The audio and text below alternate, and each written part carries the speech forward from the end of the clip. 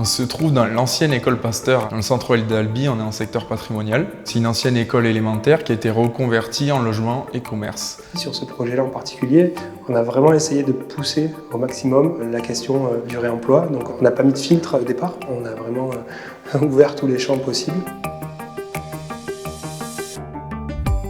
Nous, on a été ce qu'on appelle AMO réemploi, donc accompagnateur sur le sujet du réemploi.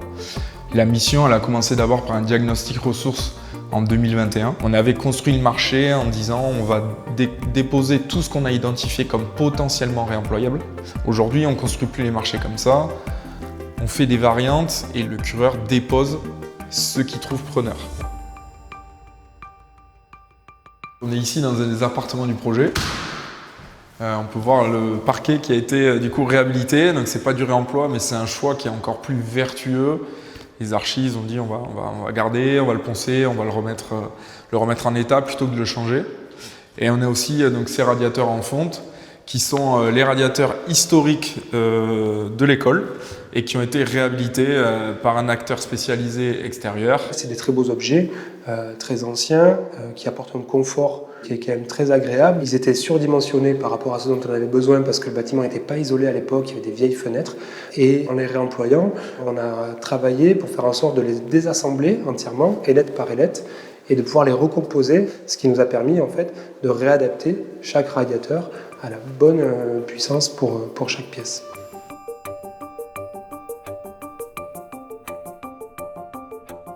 Les défis à relever sur un projet immobilier qui comprend du réemploi sont forcément des défis qui vont être liés à l'aspect financier. Il y a aussi le défi de la formation des équipes. Et puis derrière, il y a aussi tous les sujets du cadre assurantiel et du cadre contrôle technique sur des éléments que l'on va réemployer et surtout quand ceux-là sont d'aspect structurel. Par exemple, les poteaux en fonte qui supportent la coursive dehors ont une grosse responsabilité structurelle dans le bâtiment.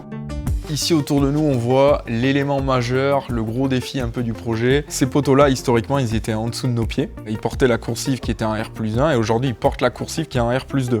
Les poteaux, on a d'abord dû les caractériser, vérifier leur épaisseur, pouvoir justifier leur résistance au feu, leur stabilité au feu. Ensuite, étape par étape, avec le bureau de contrôle, réussir à les valider. Et puis, au moment de les déposer, on s'est aperçu que ces poteaux fonte, en fait, c'est un poteau de 5 mètres avec toute une partie enterrée, qui nous indiquait en fait qu'il avait déjà été réemployé et qu'à l'époque il devait servir à autre chose, peut-être qu'il y avait une halle. Le réemploi se pratique depuis toujours quasiment. Aujourd'hui, l'objectif chez Belleville, c'est de mettre en place des process types. Forcément, le réemploi demande une plus grande organisation, notamment dans le planning de dépose. On n'est pas sur de la démolition, mais de la dépose sélective, de la déconstruction soignée. Donc forcément, le corps de métier, ici le menuisier, qui allait retravailler le bois, était présent dès les phases de démolition. L'importance dans un projet immobilier aussi grand que Génération Pasteur, c'est de bien prévoir la mise en exploitation du lieu et de se laisser une marge entre la fin théorique du chantier et la mise en exploitation, de manière à laisser aux entreprises le temps d'exprimer leur savoir-faire. Sur cette opération, le taux de réemploi, on est à 4,2%. La méthode de calcul, elle est simple, on compare le prix équivalent fourniture neuve par rapport au prix de fourniture totale du projet.